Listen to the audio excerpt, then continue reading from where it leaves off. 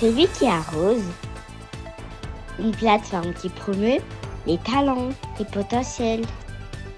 Ce mardi, nous aurons comme orateur le révérend pasteur Mathias Matamba.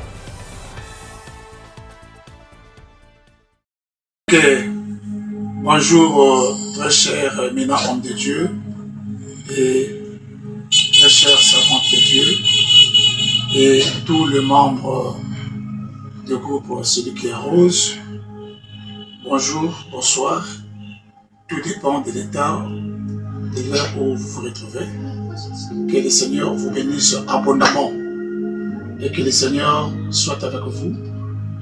Aujourd'hui, c'est un grand jour pour nous, pour que nous puissions partager cette portion des critiques que le Seigneur nous a mis au cœur.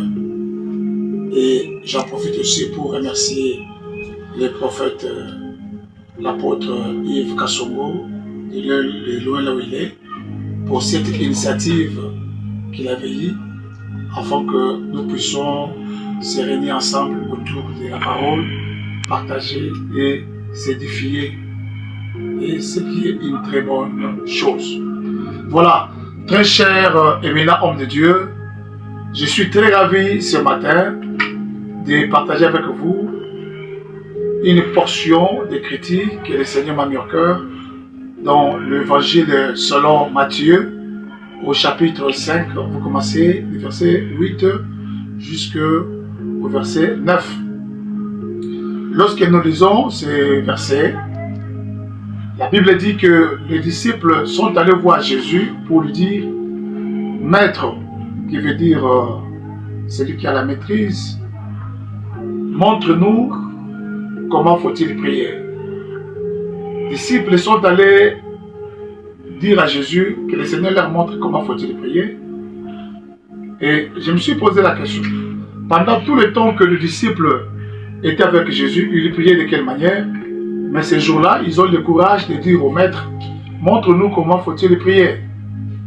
Et voilà pourquoi le Seigneur a pris la parole pour leur dire, celui qui veut prier, il n'a qu'à entrer dans sa chambre, il ferme la porte et il invoque le Dieu qui est dans le lieu céleste, il écoutera sa prière.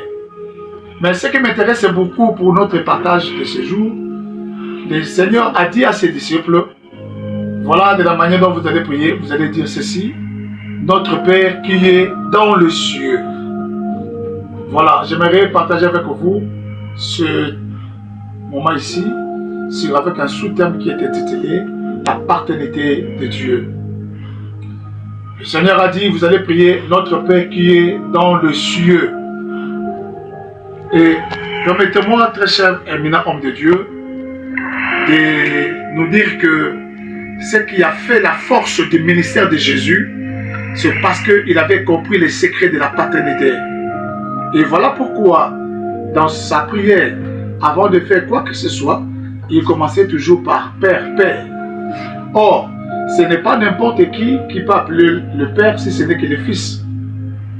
Christ a reconnu la paternité.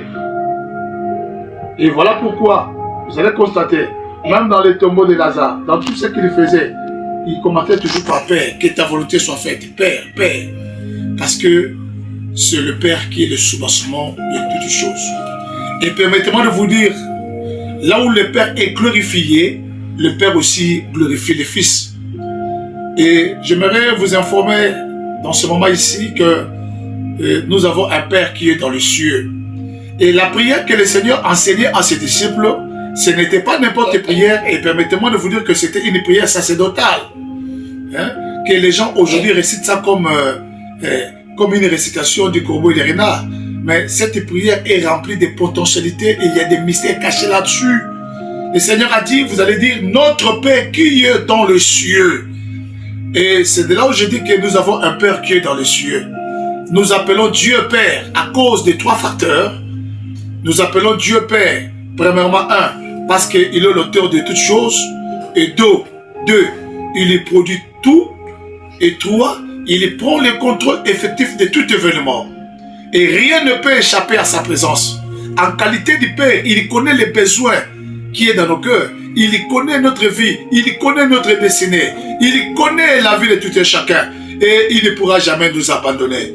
Je tiens à vous rappeler ces moments ici, que de près ou de loin où vous êtes, vous me suivez, que nous avons un Père qui est dans le lieu céleste. Et la Bible dit que ce Père-là, il ne dort pas et il ne somnole pas. Ses yeux sont braqués sur les gis. Quel que soit le moment que tu peux te retrouver, et tant que Père, il ne t'abandonnera pas. Même si les ennemis s'élevaient dans ta vie, même si le ministère semble être difficile, j'aimerais te rappeler ce moment ici que nous avons un Père qui est dans le ciel céleste. Il est l'espoir de désespérer. Il est la force pour ceux qui sont affaiblis. Et il est le Père des orphelins, le mari des veuves. Voilà pourquoi à qui nous devons placer toute notre confiance, parce que nous avons un Père qui est dans le lieu céleste. Et je suis convaincu, je suis persuadé que Dieu étant que notre Père, il ne permettra jamais que nous soyons une proie pour les